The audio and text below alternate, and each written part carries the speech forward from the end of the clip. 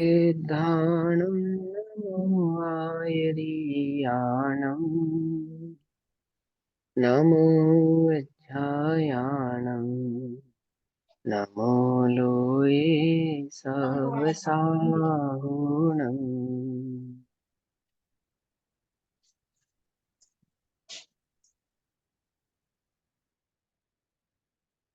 मङ्गलं भगवान् वीरो मङ्गलं गौतमो गणी मङ्गलं कुन्दकुन्दार्द्यो जैनधर्मोऽस्तु मङ्गलम्।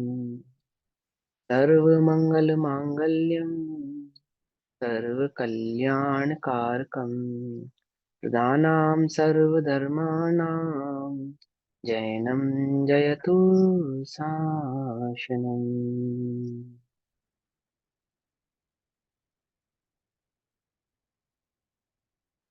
चिद्रु सर्वव्याप्येकचिद्रूप स्वरूपाय परात्मने स्वोपलब्धि प्रसिद्धाय ज्ञानानन्दात्मने नमः।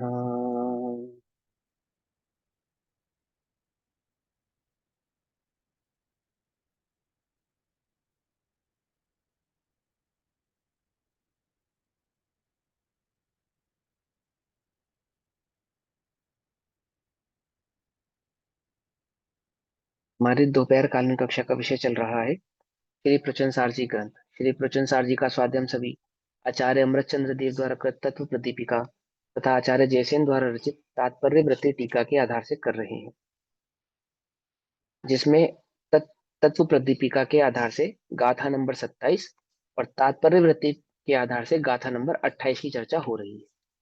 तो गाथा नंबर 28 की टीका अब हमको पढ़नी है। भाव चल रहा है कि आत्मा ज्ञान भी है, परंतु ज्ञान आत्मा ही है। ये भाव चल रहा है कि आत्मा ज्ञान भी है और अन्य भी है, अर्थात ज्ञान गुण वाला भी है और अन्य गुण वाला भी है, परंतु ज्ञान तो आत्मा के आश्रित होने से ज्ञान ही आत्मा ही है, अन्य और कुछ नहीं है। ये भाव चल रहा है। नाणम अपतिमदम वट्टदीनाणम विणाणा पाणम तम्हाणाणम अप्पा अप्पाणाणम वाणणम वा। अर्थात जिन मत में है ज्ञान आत्मा, आत्मा बिन नहीं ज्ञान रहे, अतः ज्ञान है आत्मा, आत्मा ज्ञान रूप व अन्य है। इस तो भाव चलता है तात्पर्य वृत्ति टीका के आधार से।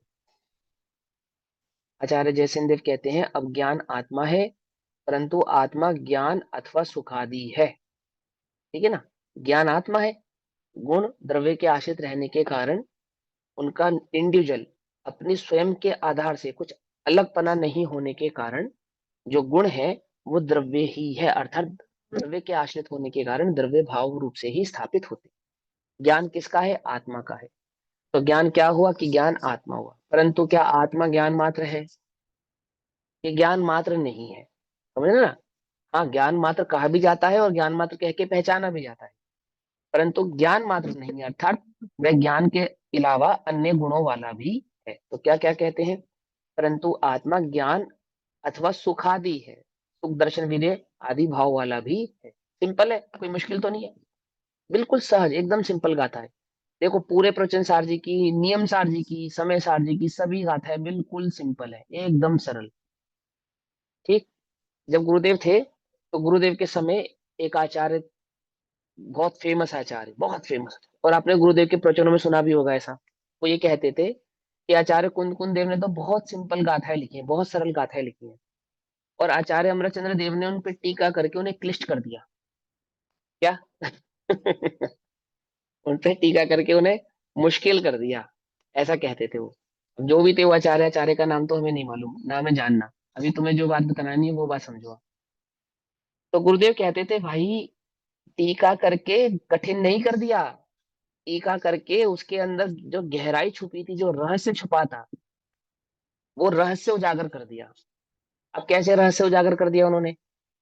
तो र से कैसे उजागर होता है, समझो ध्यान से। देखो, एक होता है न्याय। न्याय, ठीक, जिसको आप सिद्धांत भी कहते हैं, है ना।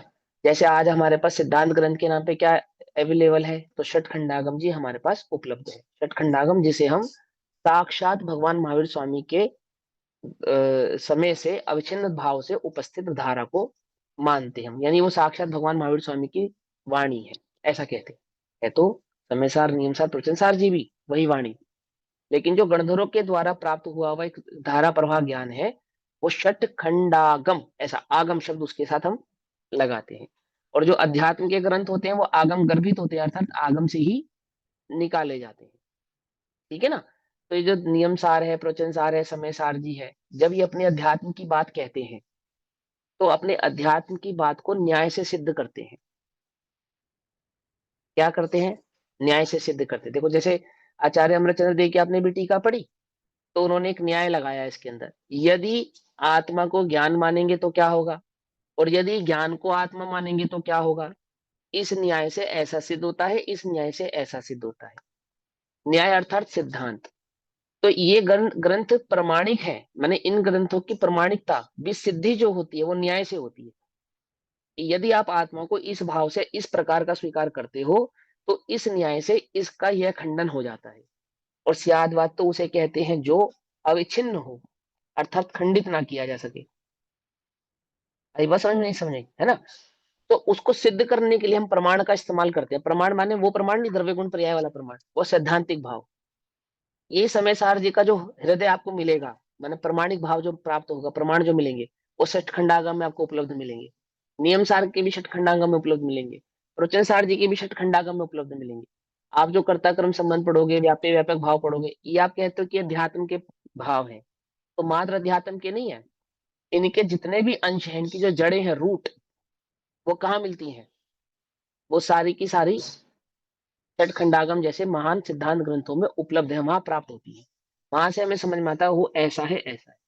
यदि वो भाव नहीं समझाओ ना, न्याय प्रणाली ना समझो, सिद्धांत ना समझाओ, तो आप इनका अर्थ नहीं निकाल सकते। और यही खासियत है कि जब आचार्य अमरचंद्र देव या आचार्य जयसेन देव इन ग्रंथों पर टीका कर रहे हैं, तो टीका करते समय किसका प्रयोग कर रहे हैं? वो न्याय का प्रयोग कर रहे हैं।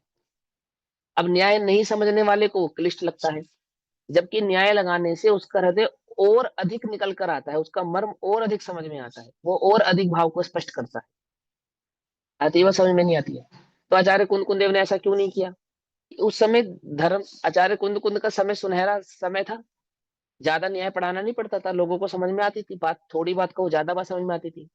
अब ज्यादा बुद्धिमान है जीव, अब ज्यादा बात कहो तो थोड़ी समझ में आती है क्या। अब तर्क ज्यादा लगाता है, अब वितर्क ज्यादा करता है, पक्ष ज्यादा, पक्ष विपक्ष ज्यादा करता है, उसको ज्यादा डिटेल में समझाना पड़ता है कि भाई ऐसा नहीं, इसका अर्थ ऐसा है, आगम के आधार से इसका अर्थ ऐसा है। ठीक। तो देखो क्या कहते हैं, ऐसे ही यहाँ कहते हैं ज्ञान आत्मा है आत्मा, परंतु आत्मा सिर्फ ज्ञान नहीं है। आत्मा ज्ञान भी है और अन्य भी है। अन्य भी अर्थात ज्ञान के अलावा दर्शन सुख वीर्य गुण आदि वाला भी है, अनंत गुणात्मक एक द्रव्य है, ऐसा प्रतिपादन करते हैं। अब प्रतिपादन में सिद्ध करेंगे कि आत्मा तो एक द्रव्य है और ज्ञान एक गुण है। क्या सिद्ध करेंगे? आत्मा तो एक द्रव्य है और ज्ञान एक गुण है। तो उसमें दो न्याय लगेंगे, कौन कौन से? आत्मा द्रव्य है तो द्रव्य का न्याय क्या है कि गुणों के समूह को द्रव्य कहते हैं। और जब ज्ञान गुण की बात करेंगे तो क्या न्याय लगाएगा कि गुणा निर्गुणा, अर्थात गुण द्रव्य के आश्रित रहते हैं और गुणों के कोई गुण नहीं होते। ये दो न्याय लगेंगे, कोई मुश्किल तो नहीं है। इन दो न्यायों से सिद्ध करेंगे, क्या सिद्ध करेंगे? इस बात को कि आत्मा, ज्ञान आत्मा है, परंतु आत्मा सिर्फ ज्ञान नहीं है, बस इतना सा सिद्ध करेंगे कि आत्मा ज्ञान भी है और अन्य भी है, और ज्ञान सिर्फ आत्मा है। ठीक है ना, क्लियर। यही बात आचार्य अमरचंद्र देव को समय सार जी के अंत में प्रशिष्ट में सिद्ध करनी पड़ी ना। जब शिष्य ने पूछा कि आप ज्ञान आत्मा को ज्ञान मात्र कहते हो, तो हम भी उसको ज्ञान मात्र स्वीकार करने पे अन्य गुणों की सिद्धि कहाँ होती है? हमें भी वो सिर्फ एक ज्ञान वाला ही समझ में आता है कि ये ज्ञान ही, अन्य कुछ नहीं है। तो पूरा जो सियादवाद अधिकार है, वो क्या सिद्ध करता है? अनंत गुणात्मक, जिसमें 47 शक्तियों का भाव भी लिया, है ना, और स्याद्वाद अधिकार में उसके अनंत धर्मात्मक, ऐसे दोनों भावों को वहां सिद्ध करते हैं कि तत् तत् एक अनेक, है ना, सत असत आदि भावों को वहां पे सिद्ध किया जाता है। क्यों क्या करना पड़ा? क्योंकि प्रश्न है, जिज्ञासा है, लगता है कि ज्ञान मात्र कहते हो क्या सिर्फ ज्ञान ही और कुछ नहीं है? और वही बिल्कुल डिक्टो वही भाव प्रवचन सार जी में भी आ रहा है ना। वहां द्रव्य की मुख्यता से कथन था या पर्याय की मुख्यता से कथन है? क्यों? क्योंकि द्रव्य गुण और पंचास्ती का है ना, वो गुणों की मुख्यता से कथन है। वहां गुणों का परिणमन भाव, पर्याय पर्याय पर्याय पर्याय भाव समझेंगे। और यहाँ वो शुद्धोपयोग में उपयोग की अपेक्षा से कथन करके, मैंने गुणों की मुख्यता को कथन करके परिणमित भाव को सिद्ध कर रहे हैं। देखो क्या कहते हैं, ज्ञान आत्मा है परंतु आत्मा ज्ञान अथवा सुखादि है, ऐसा प्रतिपादन करते हैं। तात्पर्य वृत्ति, नाणम अपत्ति मदम, नाणम अपत्ति मदम अर्थात ज्ञान आत्मा है इस प्रकार मान्य है या सम्मत है। मतलब यह बात सम्मत है, सब मानते हैं, इसमें किसी को क्या नहीं है, विरोध नहीं है। किस बात में? ज्ञान आत्मा है, ज्ञान आत्मा है इस प्रकार मान्य है या सम्मत है। प्रश्न, किस कारण से मान्य है? मान्य है तो किस कारण से मान्य है? कारण। उत्तर, ज्ञान रूप कर्ता अपने आत्मा के बिना अन्यत्र घटपट आदि में नहीं होता है। क्या कहते हैं? ज्ञान आत्मा है, ये कैसे सिद्ध होता है? बोले आत्मा को छोड़ दो आप, तो अन्य कहां पर ज्ञान प्राप्त होने वाला है, ये बताओ आप। ऐसा कोई द्रव्य ढूंढ के लाओ जिसके पास ज्ञान हो, पर वो आत्मा नहीं होना चाहिए। तो बोले ऐसा तो कोई द्रव्य नहीं है, एक आत्मा ही है। तो इससे क्या सिद्ध हुआ कि ज्ञान आत्मा है? समझ में आती? समझ में? इससे तो ये सिद्ध होता है कि ज्ञान आत्मा है। फिर क्या कहते हैं, तमहानाणम अप्पा, इसीलिए जाना जाता है, क्या जाना जाता है? कि कथनचित ज्ञान आत्मा ही है। अब क्या कहा? इसलिए जाना जाता है, स्यात कथनचित माने स्यात, कथनचित माने अपेक्षा, कथनचित माने निश्चित अपेक्षा, वास्तविक अपेक्षा, कल्पना नहीं। ठीक है ना। कथनचित का अर्थ क्या होता है? कथन चित, चित अर्थ, चित का अर्थ होता है, चित के कई अर्थ होते हैं। देखो, चित का तुमने एक अर्थ तो सुना ही होगा, चैतन्य, ये तो फेमस अर्थ है। लेकिन चित का अर्थ अस्तित्व भी होता है, जो है। चित अस्तित्व को भी कहते हैं। तो कथन चित माने वह भाव कहा जाएगा जिसका द्रव्य में अस्तित्व है। द्रव्य में अस्तित्व नहीं है तो वह भाव द्रव्य पे लागू भी होगा नहीं। आ रही बात समझ में? नहीं आ रही है? ऐसे नहीं कि हम अपनी कल्पना से कह रहे हैं। तो क्या कहते हैं, कथनचित ज्ञान आत्मा ही है, कथनचित भी कह रहे हैं और ही भी लगा रहे हैं साथ में, है। कथनचित कहकर कहने की अपेक्षा कर, एक अपेक्षा से ज्ञान आत्मा ही है, आत्मा ही है। क्यों? क्योंकि आत्मा के सिवा अन्य कहीं प्राप्त होने वाला नहीं। प्रश्न समझ आ रहा है ना, जो आपने पूछा था मोहित भैया, है ना? ध्यान से समझना, ऐसा भी कह रहे हैं ऐसा भी कह रहे हैं। एक ही भाव को दो प्रकार से सिद्ध करना है इन्हें, ज्ञान और आत्मा। तो आत्मा ज्ञान है और ज्ञान आत्मा है, एक तो ये भाव सिद्ध करेंगे। और दूसरा क्या सिद्ध करेंगे कि आत्मा सिर्फ ज्ञान नहीं है, अन्य भी है। ये दो पक्ष सिद्ध करने हैं, लेकिन ज्ञान के ऊपर ये नियम लागू नहीं होगा कि ज्ञान अन्य भी है ना। लेकिन आप अलाप पद्धति पढ़ेंगे ना, तो वहां एक आपको एक अपेक्षा और प्राप्त होगी। वहां ज्ञान को अन्य भी कहा जा रहा है। तो ज्ञान को अन्य किस प्रकार से कहा जा रहा है? बोले एक गुण में अन्य गुणों का रूप होने के कारण, है ना। एक अपेक्षा ऐसी भी है क्योंकि ज्ञान में अन्य गुणों का भी रूप है, इसलिए ज्ञान अन्य भी है, ऐसा भी कहा जा सकता है। लेकिन द्रव्य गुण और पर्याय की जब हम चर्चा करेंगे, तो वहां द्रव्य और गुणों के सिद्धांतिक भाव से चर्चा करनी पड़ेगी। और सिद्धांत क्या कहता है कि द्रव्य उसे कहते हैं जो अनंत गुणात्मक हो, और गुण उसे कहते हैं जो द्रव्य के आश्रित और संपूर्ण भाग में पाया जाता हो परंतु स्वयं निर्गुणा हो, है ना। ये उसकी परिभाषा है। तो उस न्याय को यहां सिद्ध करके बतला रहा है कि न्याय तो ये कहता है कि आत्मा ज्ञान है, अन्य भी है, परंतु ज्ञान सिर्फ आत्मा ही है, अन्य नहीं है। पकड़ में बात, ऐसा कह रहे हैं। तो क्या कहते हैं, कथनचित ज्ञान आत्मा ही है। इस प्रकार गाथा के 3 चरणों से ज्ञान को कथनचित आत्मपना सिद्ध हुआ। ठीक। अब प्राणानम व अननम व, अब आत्मा की बात करते हैं। आत्मा तो ज्ञान रूप धर्म के द्वारा ज्ञान है। आत्मा में एक ज्ञान नाम का धर्म है, अथवा ज्ञान नाम का गुण है, अथवा ज्ञान नाम की शक्ति है। ऐसा होने पर भी उस आत्मा में सुख भी है, वीर्य भी है, आदि धर्मों के द्वारा अन्य सुख वीर्य आदि है। नियम नहीं है। नियम नहीं है मतलब क्या, कि ज्ञान मात्र होने का आत्मा में नियम नहीं है, ऐसा। आई बात समझ में नहीं समझ में? आत्मा में क्या नियम नहीं है? आत्मा को ज्ञान मात्र होने का नियम नहीं है। आत्मा को ज्ञान और अन्य होने का नियम है, सिर्फ ज्ञान होने का नियम नहीं है। देखो उसको आगे खोलेंगे। वह इस प्रकार है। इस प्रकार है कि पुनः यदि एकांत से ज्ञान आत्मा है, ऐसा कहा जाता है। क्या कहते हैं, अब यदि एकांत से ज्ञान आत्मा है, ऐसा कहा जाता है, तो क्या गड़बड़ होगी? तब तो ज्ञान गुण मात्र ही आत्मा प्राप्त है।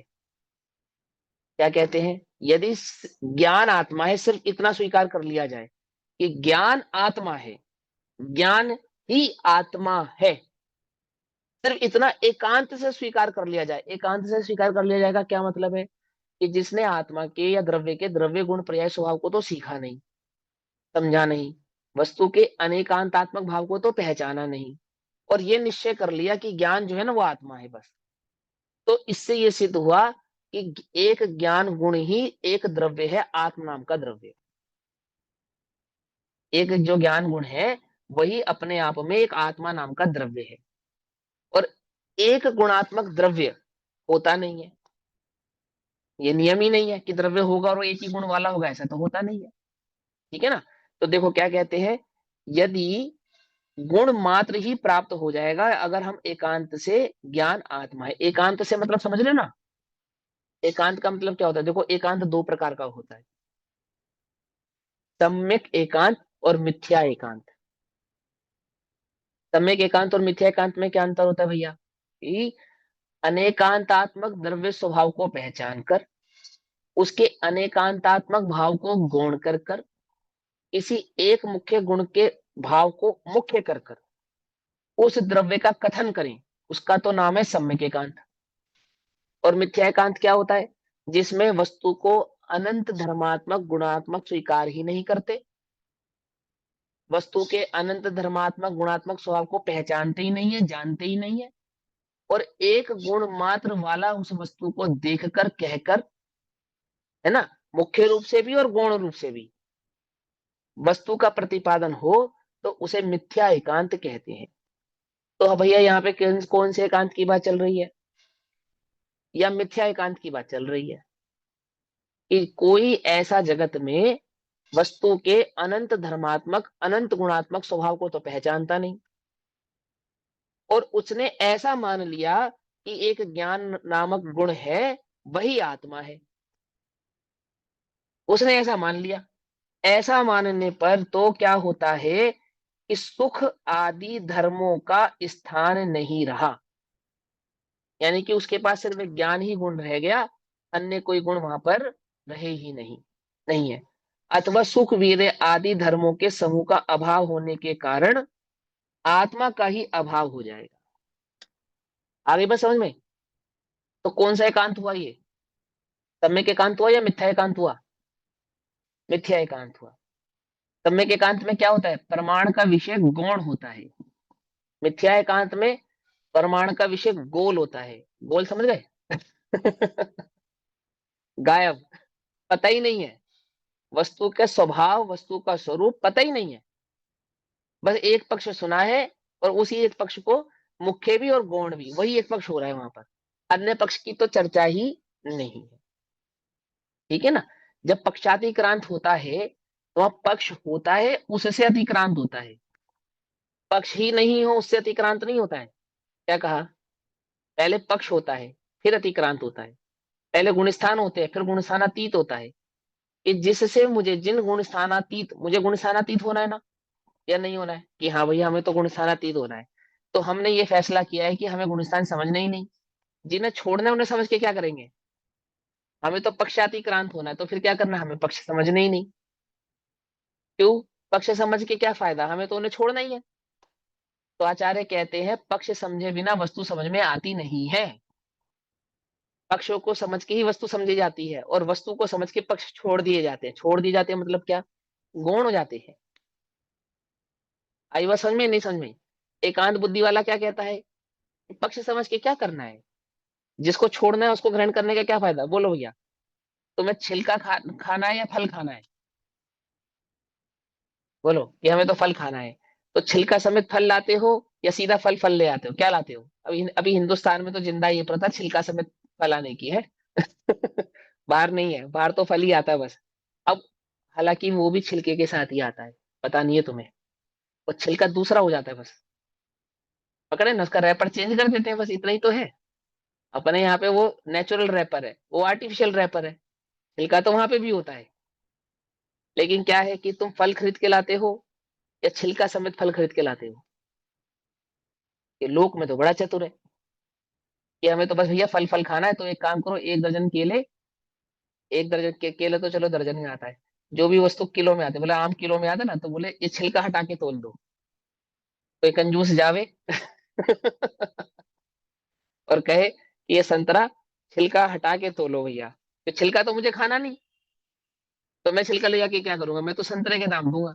बोलो भैया वस्तु मिलेगी उसे या नहीं मिलेगी? बोलो, प्राप्त होगी उसे? नहीं मिलेगी, उसे वस्तु नहीं मिलेगी।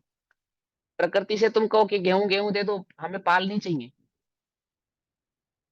नहीं चाहिए हमें वाली, हमें तो सिर्फ तुम गेहूं गेहूं दो, दे देगी प्रकृति गेहूं। बोलो क्या होगा? जगत में होता ही नहीं है, छोड़ने वाली वस्तु के साथ ही ग्रहण करने वाली वस्तु प्राप्त होती है। ऐसा ही नियम है, प्रकृति का नियम है। आई बात समझ में? नहीं समझ में? अर्थात वह द्रव्य गुण पर्याय आत्मक वस्तु को समझकर ही उसके द्रव्य गुण पर्याय भाव को गुण किया जा सकता है। गुण पर्याय भाव को गुण किया जा सकता है। आप कहो कि पक्षातिक्रांत होने पक्ष समझने की आवश्यकता ही नहीं है, ऐसा नहीं हो सकता। ऐसा नहीं हो सकता, वस्तु समझ में नहीं आएगी, 3 काल में समझ में नहीं आएगी। पकड़ में आ रही बात? नहीं पकड़ में आ रही है ना? ऐसे ही यहाँ क्या कहते हैं, कि जिसने एकांत यानी कि वस्तु के द्रव्य गुण पर्यायात्मक भाव को भली प्रकार से जाना नहीं है, पहचाना नहीं है। वस्तु कैसी है? अनंत गुणात्मक है, अनंत धर्मात्मक है, ऐसा तो पहचाना नहीं। और एक ज्ञान ही आत्मा है ऐसा स्वीकार कर लिया, तो उसने आत्मा का ही अभाव कर दिया। बोले क्यों? क्योंकि उस आत्मा में वो सुख वीर्य गुण आदि की तो सिद्धि करता ही नहीं है, और गुणों के अभाव होने पर द्रव्य का ही अभाव सिद्ध होना ठहरता है। तो क्या लगाया आचार्य देव ने यहाँ पर? न्याय लगाया। आई बात समझ में? है? अब अगला न्याय सुनो। आधारभूत, आधारभूत माने जिसके आश्रय से जो रहे। जैसे तुम किसके आधार से रहते हो? बोले हम पृथ्वी के आधार से रहते हैं, है ना? पृथ्वी नहीं होगी तो हम कहाँ रहेंगे? है ना? ये उदाहरण है। पेड़ कहाँ उगा है? तो बोले पेड़ खेत में या मिट्टी में या बाग में लगा है। और बाग कहाँ है? ये बाग पृथ्वी पर है। ठीक है ना? आधार, आधार समझा रहे हैं। ऐसे ही यहाँ समझा रहे हैं। वो कहानी तो बड़ी लंबी है, उससे तो उन्होंने सिद्ध करना है कि वो पृथ्वी शेषनाग के फन पे, फिर शेषनाग कहाँ है, यहाँ से ऐसे वो पूरी कहानी है। पर आधार समझा रहा हूं मैं तो आपको। आधारभूत यानी कि जिसके आश्रय से जो रहे उसको आधार कहते हैं। तो गुण किसके आश्रय से रहते हैं? द्रव्य के आश्रय से रहते हैं। तो द्रव्य क्या हो गया? द्रव्य आधार हो गया। ठीक है ना? तो आधारभूत यानी कि द्रव्य। तो द्रव्य किस द्रव्य की बात कर रहे हैं? आत्मा की। तो आधारभूत आत्मा के अभाव होने पर, अर्थात द्रव्य के अभाव होने पर, आधे भूत ज्ञान, वो जो गुण उस द्रव्य के आश्रित रहते थे ना, जब द्रव्य का ही अभाव कर दोगे तो गुण कहाँ रहेंगे? हवा में रहेंगे क्या? तो क्या हो जाता है? ज्ञान गुण का भी अभाव हो जाएगा। ठीक है ना? अब आगे कहते हैं इसी प्रकार एकांत होने पर दोनों का भी अभाव होगा, ज्ञान का भी अभाव होगा और आत्मा का भी अभाव होगा। और जब ज्ञान और आत्मा दोनों का ही अभाव हो जाएगा तो आप सिद्धि किसकी करने बैठे हो? तो क्या शिक्षा दे रहे हैं आपको ये बात? ये क्या कह रहे हैं कि देखो भाई, प्रज्ञापन चल रहा है, ज्ञान प्रज्ञापन। महिमा करेंगे ज्ञान की। और कौन से ज्ञान की महिमा करेंगे? ज्ञान के स्वभाव की महिमा, ज्ञान के सामान्य ज्ञान भाव की नहीं सिद्धि करेंगे, महिमा करेंगे। ज्ञान के उस स्वभाव की महिमा करेंगे जो केवल ज्ञान स्वरूप है, अर्थात उसके जानने की महिमा करेंगे। क्या कह रहे हैं, समझ रहे ध्यान से? प्रज्ञापन है, ज्ञान प्रज्ञापन। इस ज्ञान प्रज्ञापन में किसकी महिमा होगी? त्रिकाली शुद्ध आत्मा की महिमा होगी? बोले नहीं। सामान्य ज्ञान की महिमा होगी? बोले नहीं। तो फिर किसकी महिमा होगी? बोले ज्ञान की उस भाव की जो लोकालोक को जानता है, उसकी सामर्थ्य की। समझना ध्यान से, किसकी महिमा करेंगे? ज्ञान के सामर्थ्य की। और जब हम ज्ञान के सामर्थ्य की चर्चा करें तो तुम ऐसा नहीं समझना कि ज्ञान कोई एक वस्तु मात्र है। क्या कहा? कि ज्ञान ही कोई एक वस्तु मात्र है, ऐसा नहीं समझना, क्योंकि ज्ञान आत्मा है और आत्मा ज्ञान भी है और अन्य भी है। कुछ पकड़ में, ही बात नहीं पकड़ में। ऐसा छल ग्रहण मत कर लेना कि जिस ज्ञान की हम महिमा कर रहे हैं वो ज्ञान ही अपने आप में कोई एक वस्तु है। वो ज्ञान क्या है? कि वो ज्ञान एक आत्मा के आधार से रहने वाला आधेयभूत वस्तु है, गुण है। और वो जो वस्तु है ना, जिसके आधार से वो आधेयभूत रहता है ज्ञान, वो आधेयभूत वस्तु अनंत गुणात्मक है। ये बात तुम भूलना नहीं, भूलना नहीं। ये गाथा बीच में डाली इसलिए स्पेशल। पकड़ में ही बात। देखो आगे क्या कहते हैं। इस प्रकार एकांत होने पर दोनों का भाव होगा, इसलिए कथनचित ज्ञान आत्मा है, सर्वथा नहीं। इसलिए ज्ञान आत्मा है, आधारभूत, आत्मा के आधारभूत रहने के कारण ज्ञान आत्मा है। ज्ञान सर्वथा आत्मा नहीं है। सर्वथा आत्मा नहीं है का अर्थ क्या है यहाँ पर? कि एकमात्र ज्ञान गुण आत्मा नहीं है, ये इसका अर्थ। आगे बस समझ में। ज्ञान सर्वथा आत्मा है, अर्थात आत्मा के आश्रयभूत रहने के कारण ज्ञान ही आत्मा है, इसमें तो कोई दो राय नहीं है। लेकिन ज्ञान मात्र ही आत्मा है, ऐसा सर्वथा मत समझ लेना। आगे समझ में? मुश्किल तो नहीं है? अगर मुश्किल लग रहा तो बताओ, मैं उसको और इजी करूंगा। क्योंकि जो आगे आने वाला भाव है ना, वो तभी तुम्हें और अच्छे से समझ में आएगा जब ये बात समझ में आएगी। ये ठीक, अब लास्ट आगे में चलते हैं। क्लियर नहीं हुई है।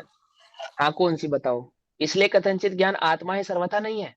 हाँ, क्योंकि आपने लास्ट टाइम बताया था, जब आपने हम्म। समझाया था, तो ज्ञान आत्मा है सर्वथा, लेकिन आत्मा हाँ है। ज्ञान है कथनचित।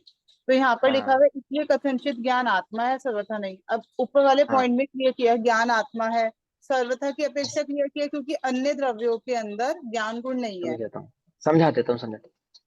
आखिरी लाइन में सर्वथा का अर्थ क्या है, बस इतना समझना है आपको। मतलब सर्वथा का अर्थ सर्वथा एक जैसा नहीं होता। है ना?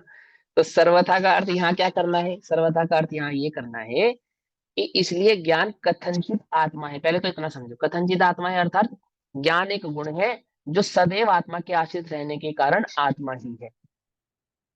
लेकिन सर्वथा आत्मा नहीं का मतलब ज्ञान ही मात्र आत्मा हो, ऐसा नहीं है। कि आप ज्ञान को ही आत्मा समझ के एक ज्ञान मात्र वाला आत्मा मान लो, ऐसा सर्वथा नहीं है। पकड़ में ही बात। ज्ञान गुण ही आत्मा है और अन्य गुण है ही नहीं, ऐसा सर्वथा नहीं है। यहाँ सर्वथा मतलब ओनली, ओनली और कुछ नहीं, ज्ञान के सिवा और कुछ भी नहीं, ऐसा वाला सर्वथा नहीं है। आत्मा के आश्रय रहने के कारण आत्मा ही है, ऐसा सर्वथा तो है। लेकिन सिर्फ और सिर्फ ज्ञान है और कुछ नहीं है, ऐसा सर्वथा नहीं है। आई बात समझ में? नहीं समझ में आई? मतलब जब पहले सर्वथा कह रहे थे वो अन्य द्रव्यों की अपेक्षा कह रहे थे, अब सर्वथा नहीं है कहकर यहाँ पर अन्य गुण भी है ये क्लियर कर रहे हैं। हाँ, ये क्लियर कर रहे हैं कि अन्य गुण भी है वहां पर। आप ऐसा मत समझ लेना सिर्फ एक ज्ञान गुण है और वही आत्मा और कुछ भी नहीं। अब हो गया क्लियर? ठीक, हो गया ना सभी को? चलो अब आगे चलते हैं। यहाँ यह अभिप्राय है, अब अभिप्राय समझाएंगे उस भाव का कि आत्मा व्यापक है, द्रव्य सदैव व्यापक होता है और गुण उसमें व्याप्य होते हैं। ठीक है ना? देखो, एक एक एक अपेक्षा ऐसी भी है जहां गुणों की मुख्यता होती है, वहां गुणों को व्यापक कह देते हैं। लेकिन साधारणतः आप एक बात हमेशा याद रखो, व्यापक द्रव्य और व्याप्य गुण ये संधि याद रखो आप, फिर कंफ्यूज नहीं होगे कभी भी आप। एक व्याप्य व्यापक में कंफ्यूज हो जाते हो ना, तो शक्कर है व्यापक और मिठास है व्याप्य। तो जब हम कहें व्यापक, तो वहां द्रव्य की बात चल रही है। द्रव्य की मुख्यता से तो द्रव्य ही सदैव व्यापक रहेगा, लेकिन कहीं कहीं पे गुणों को मुख्य करते हैं, तो वहां गुणों को भी व्यापक कर देते हैं। जैसे यहाँ पे आत्मा ज्ञान है और ज्ञान आत्मा कर रहे हैं, नहीं कर रहे हैं?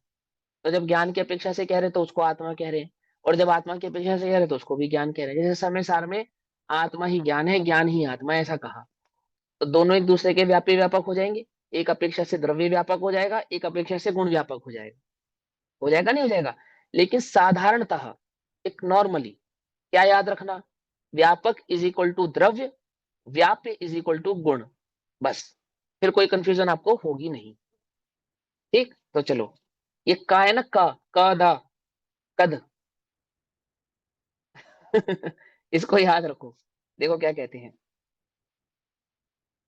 आत्मा व्यापक है, ज्ञान व्याप्य है, इसलिए ज्ञान आत्मा होवे। क्या कहा, जो जिसमें होता है वो वही होता है। मिठास शक्कर में होती है, इसलिए मिठास ही शक्कर होती है। खारापन नमक में होता है, इसलिए क्षारीयपन ही नमक होता है। समझ में बात? तो जो जिसमें होता है वो वही होता है। बुरों की संगति में रहने वाला अच्छा भी बुरा होता है। ऐसे ही आत्मा की संगति में रहने वाला ज्ञान आत्मा ही है। आत्मा ज्ञान की संगति में नहीं रहता, ज्ञान आत्मा की संगति में रहता है। फर्क है या नहीं है? क्योंकि आत्मा की संगति में तो अन्य गुण भी रहते हैं, लेकिन ज्ञान की संगति में कौन रहता है? उस आत्मा के सिवा अन्य कोई नहीं रहता। उस ज्ञान को किसका आश्रय है?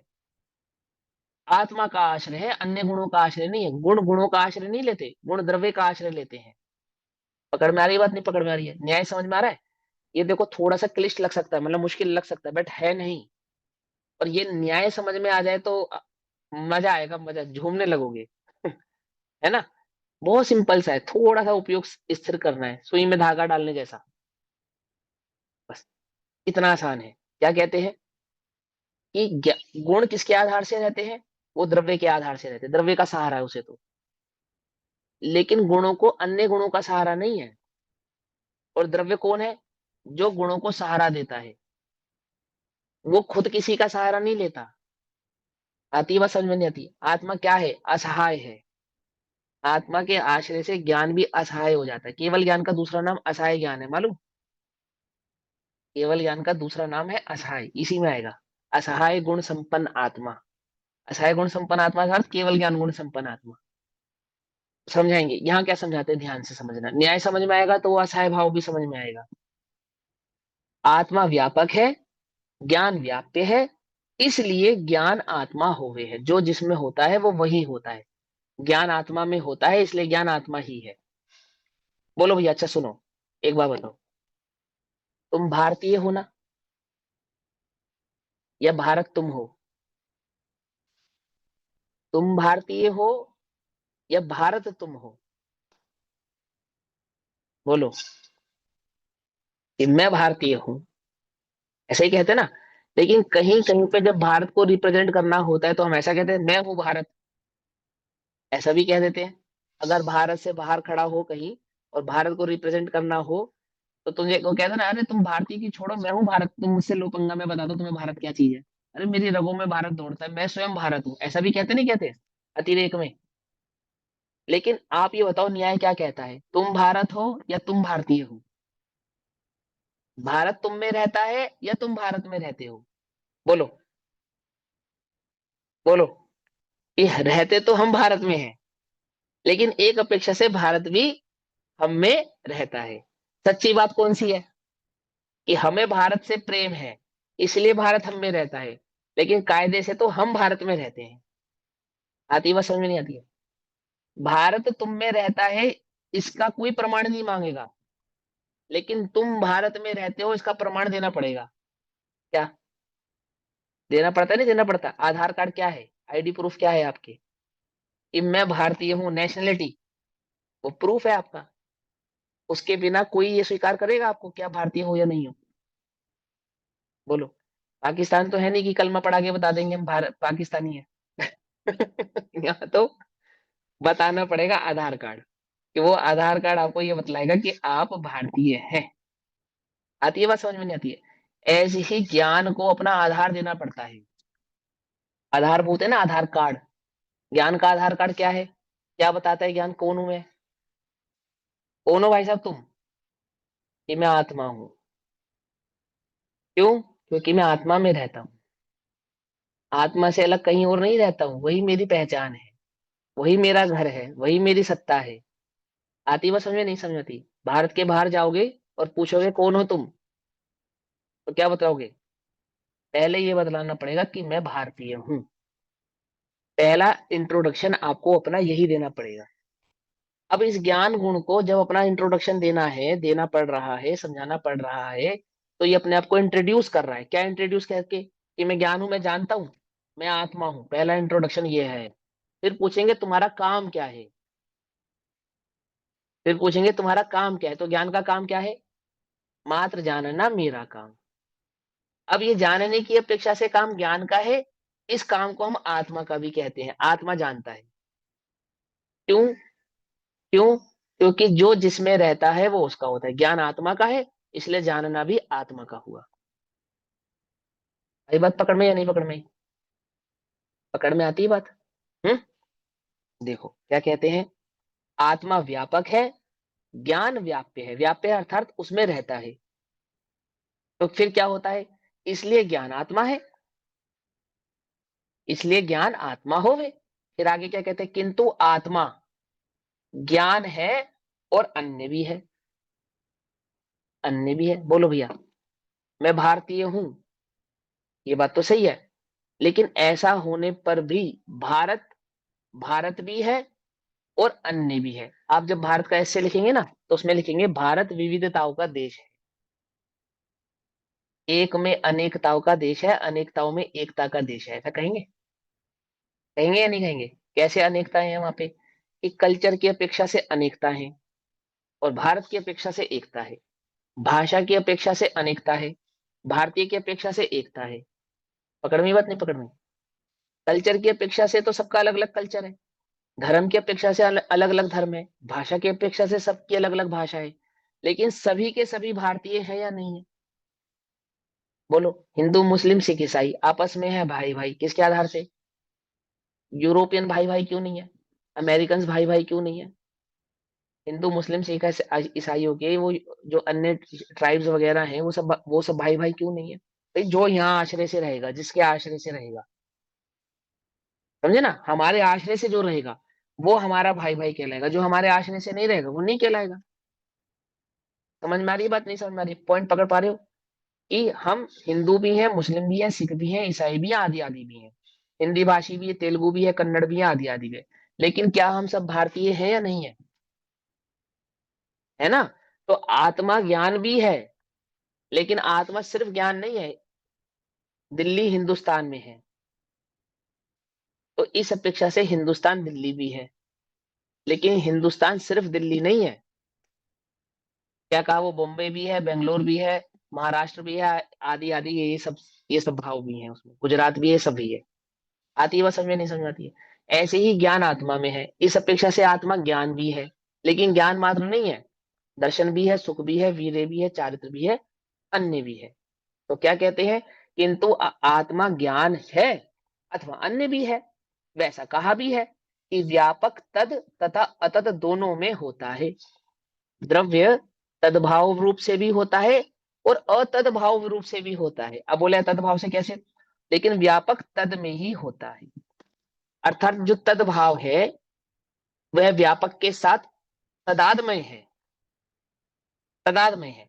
लेकिन जो व्यापक भाव है वो अपने एक गुण के साथ तदादमय नहीं, अपने अनंत गुणों के साथ तदादमय है। तो इससे क्या सिद्ध होता है? कि आत्मा ज्ञान तो है ही, आत्मा सुख भी है, आत्मा दर्शन भी है, आत्मा चारित्र भी है, आत्मा वीर्य भी है। पकड़ में ही बात नहीं पकड़ में? आत्मा अगुण लघुत्व भी है, आत्मा अस्तित्व भी है, आत्मा वस्तुत्व भी है, आत्मा द्रव्यत्व भी है।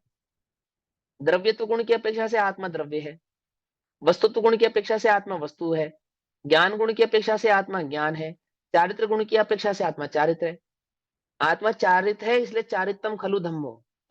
आत्मा ज्ञान है, आत्मा दर्शन है, आत्मा सुख है, आत्मा वीर्य है, और ये सारी परिभाषा आत्मा में लगा देते हैं। कैसे लगा देते हैं कि चारितम खलु धम्मो दंसनम दंसन धम्म मूलो, है ना, ये सब भाव लगा देते हैं। पत्तु सहावो धम्मो, ये सब लगाते हैं, सारे भाव लगाते हैं। अनंत गुणात्मक है, ऐसा ऐसा लगाते हैं। तो क्या कहते हैं कि व्याप्य तद में भी होता है। इस प्रकार आत्मा और ज्ञान का प्रदेश अपेक्षा, आत्मा और ज्ञान का प्रदेश अपेक्षा, प्रदेश अपेक्षा अर्थात ज्ञान का अपना कोई प्रदेश नहीं है। क्या कहा? आत्मा का प्रदेश ही ज्ञान का प्रदेश है। क्या कहा? कुछ बात समझ में आ रही है नहीं आ रही है? आत्मा का जो प्रदेश है वही ज्ञान का प्रदेश है। एक होता है देश, एक होता है प्रदेश, है ना, देश और प्रदेश। प्रदेश का देश होता है या देश का प्रदेश होता है? बोलो। प्रदेश देश का का देश प्रदेश, होता है। देश का देश का प्रदेश भी प्रदेश होता है, होता है। प्रदेश का देश भी होता है, दोनों अपेक्षा हाँ, होती है। दोनों अपेक्षा होती है। लेकिन प्रदेश देश के आश्रित रहता है, देश प्रदेशों के आश्रित नहीं रहता है। समझ में बात नहीं समझ में आई? आश्रित प्रदेशों को आश्रित देश का होता है। दिल्ली हिंदुस्तान में है, समझे नहीं समझे? अलग हो जाएगा तो गड़बड़ हो जाएगा, कोई भी नहीं छोड़ेगा उसे। पकड़ में बात नहीं पकड़ में है ना, जैसे कश्मीर हिंदुस्तान में भी है और पाकिस्तान में भी है, तो किसका है वो? तो ऑक्यूपाइड कर रहे हैं ना उसकी अपेक्षा से। तो यहाँ पे क्या कहते हैं कि गुण है, बोले हाँ है। तो गुण का अपना कोई प्रदेश नहीं है। दिल्ली की जो धरती है वो वास्तव में भारत की धरती है, दिल्ली की धरती नहीं है। दिल्ली की अपेक्षा से दिल्ली की है, लेकिन वो दिल्ली की अपनी कोई धरती नहीं है। दिल्ली बाद में है, भारत पहले है।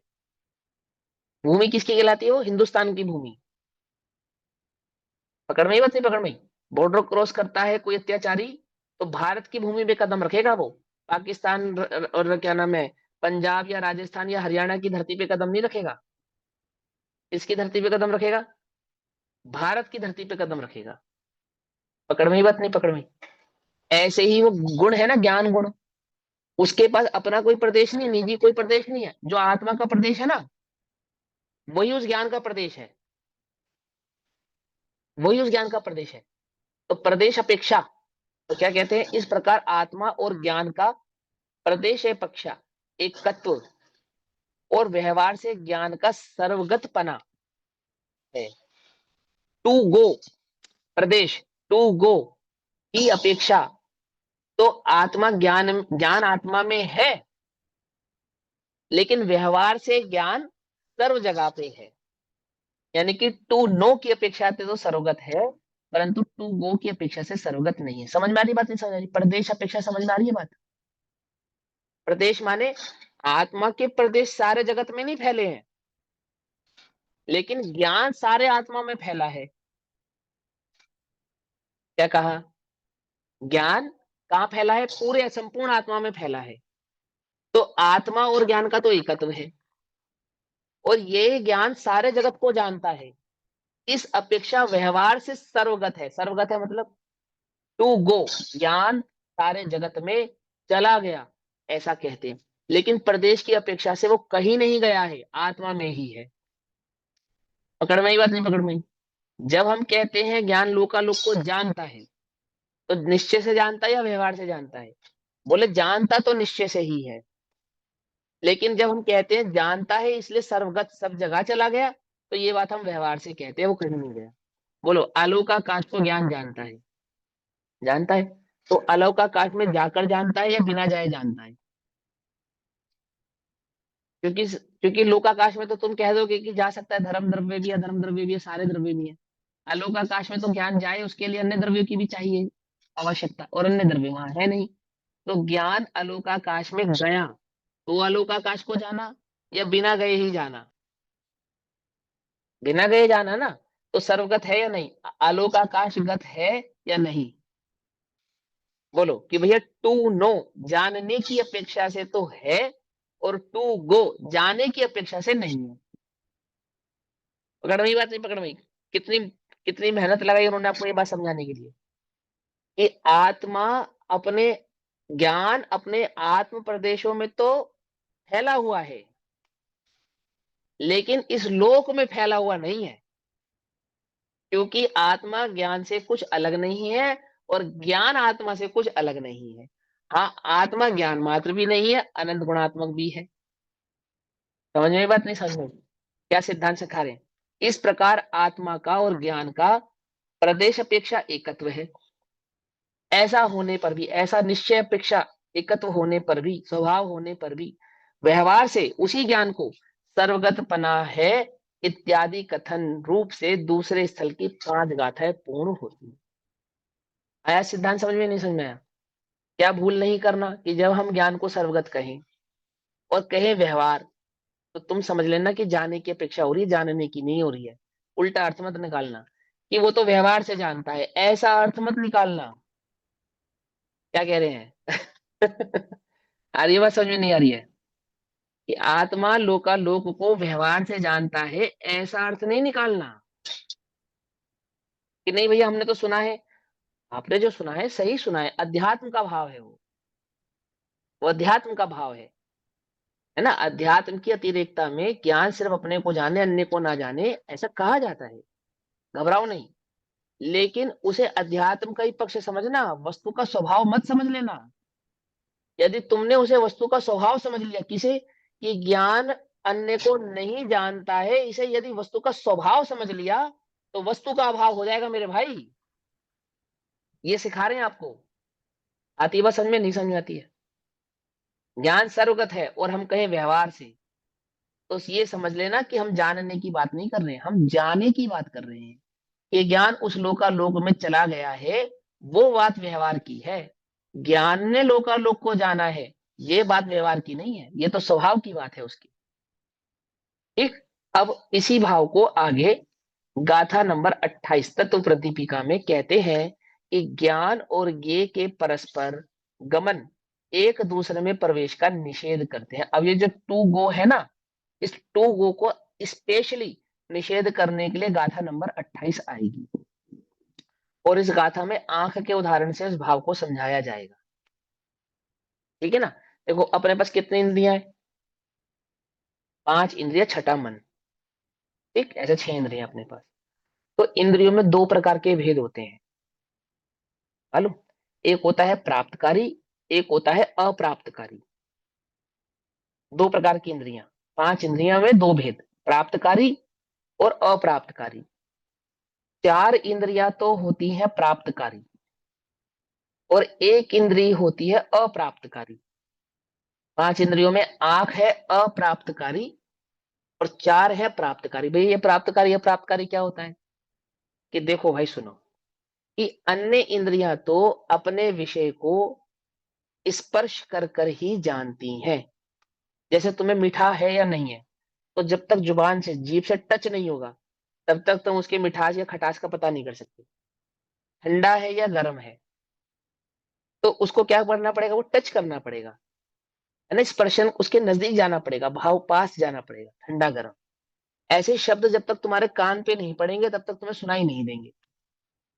शब्दों का तुम्हारे कान से टकराना जरूरी है, वो टकराएंगे तो सुनाई देगा। नहीं टकराएंगे, यदि इतनी दूरी से बोला जाए कि वो टकरा ना पाए, तो सुनाई नहीं देगा।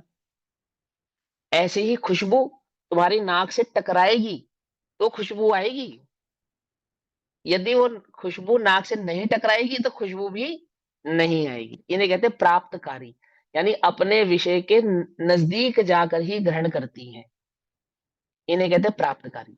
लेकिन आंख एक ऐसी इंद्री है जिसे अपने विषय के नजदीक नहीं जाना पड़ता, वह अपने विषय को उचित दूरी से भी जान जाती है, बिना छुए, बिना टच करे। ठंडा है या गर्म है, तो ठंडा गर्म फील करना पड़ेगा, पर आंख को अग्नि को फील करे बिना भी ये देख सकती है कि वो अग्नि है ना। बर्फ को फील किए बिना भी देख सकती है कि बर्फ है। काला नीला पीला हरा, आंख को देखने के लिए काला पीला नीला हरा होना पड़ता नहीं, छूना नहीं पड़ता। इसको कहते हैं अप्राप्तकारी। तो 5 इंद्रियों में 4 इंद्रियां प्राप्तकारी है और आंख अप्राप्तकारी है। तो आचार्य कहते हैं कि जैसे आंख अप्राप्तकारी है, ऐसा ही ज्ञान अप्राप्तकारी है।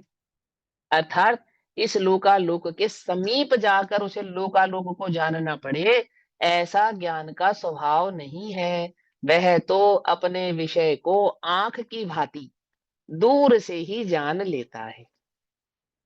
आई बात समझ में? है ना? ऐसा समझेंगे। गटर को देखने से आंख क्या नहीं होती? गंदी नहीं होती। मिर्ची को देखने से आंख क्या नहीं होती? लाल नहीं होती। अग्नि को देखने से आंख क्या नहीं होती? गर्म नहीं होती। ऐसे ही लोकालोक को जानने से आत्मा क्या नहीं होता? लोकालोकमय नहीं होता, अशुद्ध नहीं होता, उस गत नहीं होता। ना लोक आत्मा में प्रवेश करता है, ना आत्मा लोक में प्रवेश करता है। जैसे अग्नि ना आंख में प्रवेश करती है, ना आंख अग्नि में प्रवेश करती है, तो भी अग्नि को जान लेती है। लेकिन एक अपेक्षा से आग अग्नि आंख में प्रवेश करती है। बोले कैसे करती है? बोले आग के सामने दो व्यक्ति को खड़ा करो और दोनों की आंखों में देखो, तो क्या दिखेगा? अग्नि दिखेगी या नहीं दिखेगी? मिर्च तुम्हारी आंखों में दिखेगी या नहीं दिखेगी? तो जाए बिना दिख गई। मिर्च तुम्हारी आंखों में जाए बिना दिख गई कि भैया हाँ जाए बिना दिख गई, चली जाती तो आंखें फूट जाती। क्या कहा? आई बात समझ में? ऐसे ही ज्ञान सारे लोकालोक में जाए बिना ही सारे लोकालोक को जान लेता है। और इस जानने को ही, और वो सारा लोकालोक उस ज्ञान में मानो ज्ञान में चला गया हो ऐसा दिखाई देता है। तो भी ज्ञान सर्वगत होता हुआ भी सर्वगत होता नहीं है, और लोकालोक ज्ञानगत होता हुआ भी ज्ञानगत होता नहीं है। ये ज्ञानगत होता है या नहीं होता है? कि होता भी और नहीं भी होता है। समझे?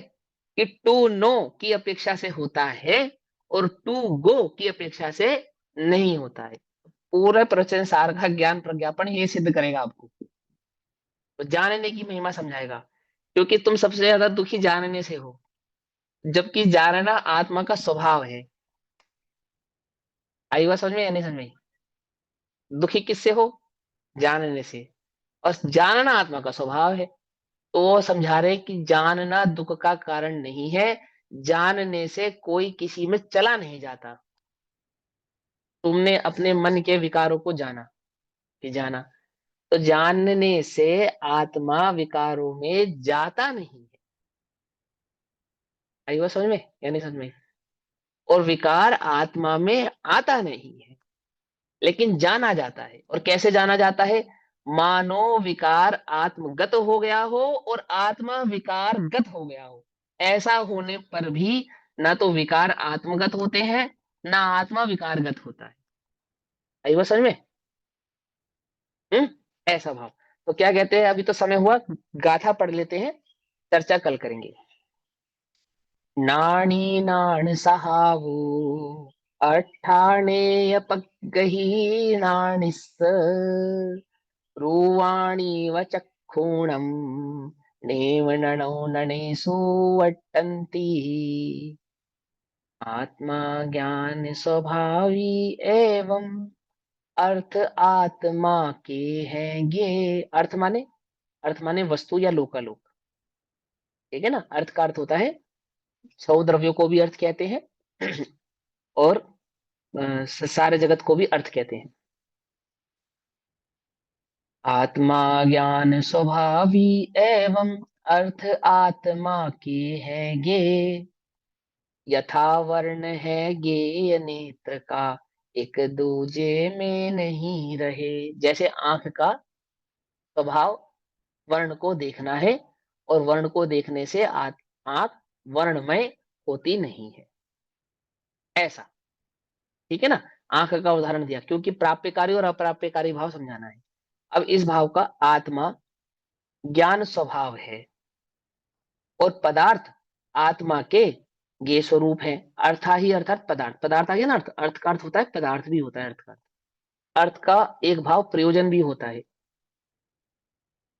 सम्यक ज्ञान की आराधना में, सम्यक ज्ञान की आराधना के 8 अंग, तो 8 अंगों में व्यंजनाचार, फिर दूसरा अर्थाचार, और तीसरा उभयाचार। यहाँ क्या लगेगा? उभयाचार लगेगा। क्या उभयाचार लगेगा?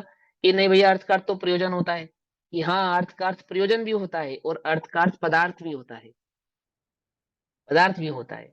उभयाचार लगाओ, उभयाचार लगाओ यानी कि जिसमें युक्ति लगाई हो, न्याय लगाया हो, न्याय लगाया हो, आगम की शैली लगाई हो, है ना, आचार्यों के हृदय को समझ के वो बात समझी जाए, उसको कहते हैं यहाँ पे उभयाचार। तो यहाँ अर्था ही अर्थात पदार्थ आत्मा के ये स्वरूप है।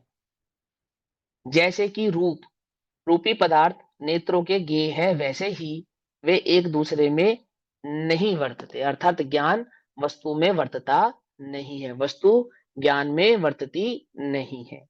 ज्ञान का वस्तु में वर्तना कहना टू गो की अपेक्षा से व्यवहार है, लेकिन टू नो की अपेक्षा से स्वभाव है, ऐसा समझाते हैं। बाकी चर्चा कल करेंगे, तब तक के लिए सभी को जय जिनेन्द्र।